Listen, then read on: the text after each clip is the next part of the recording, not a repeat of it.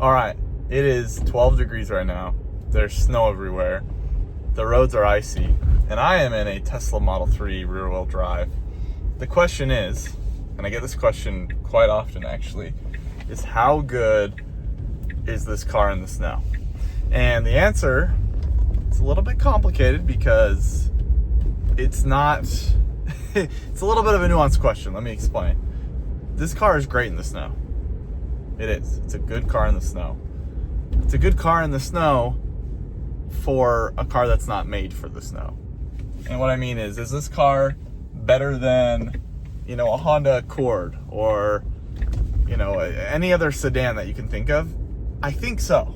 I've driven a Honda Accord. I've driven a Toyota Corolla, your baseline sedan car that's two-wheel drive, and this car's better in the snow. Is this better than a Jeep Wrangler with, four-wheel drive? Absolutely not. We have a truck, and it's all-wheel drive, and when it's really snowy, we're going to take the truck over the Tesla every single time. This is not an all-wheel drive car. This is the Tesla 2023 rear-wheel drive Model 3, and the reason it's decent in the snow is, one, I have decent tires. Really, when you have a small car, and most cars in general are as good at driving in the snow as their tires are. But number two is the Tesla is a heavy car. It's got heavy batteries in it, and the Model 3 in particular is like 4,000 pounds, I believe. I want to say 3,900 pounds, something like that. The heavier the car, the better. It's rear-wheel drive, and I'm not sure what typically is better. I guess it just depends where the weight is. But the reason I say this Tesla is good in the snow is because growing up I had a small truck, a Chevy S10, and it was horrible in the snow. It was rear-wheel drive. You would think trucks are good in the snow. Well, let me explain. It was rear-wheel drive, number one. Number two, it had no weight in the back. It was an empty little truck bed. And so every winter I would put 500 pounds of sandbags in the back of my truck. Well, once I did that, it was fine. It wasn't great in the snow, but flash forward to, my car prior to this, I had a Honda Accord, and it was awful in the snow. Not great at all. Part of the reason is because the tires weren't great, but again, not great in the snow.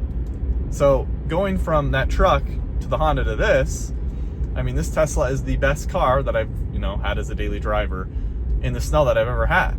If you're comparing it to a four-wheel drive Tesla Model Y with snow tires, of course this is not good in the snow. But where I live, really, if you have good enough tires and if you have a heavy enough car, you're going to be able to get by. And the funniest thing really about where I live in Utah, some people will get cars that are built for the snow, only for it to snow, 5 times in a year. And so you spend all this money on a car that you're using 5 times in a year. Kind of funny. But anyways, moral of the story is, if you're getting a Tesla and you live somewhere where it's snowy, I would consider getting four-wheel drive, all-wheel drive. But just know, if you don't, it's not the end of the world. This car is going to do just as well, if not a little better, than most sedans in the snow that are two-wheel drive only. And that is mostly because of the weight. If you're worried about it even more and you don't want to spend more money for the all-wheel drive, well, you're going to have to spend more money for snow tires or better tires in the snow. So all things worth considering. It's a complicated answer, I told you, but the best way I like to describe it is the Tesla Model 3 rear-wheel drive is not a car for the snow. But out of all the cars that suck in the snow, this one's the best. I've never felt unsafe. So anyways, that's it. Thanks for watching. Peace.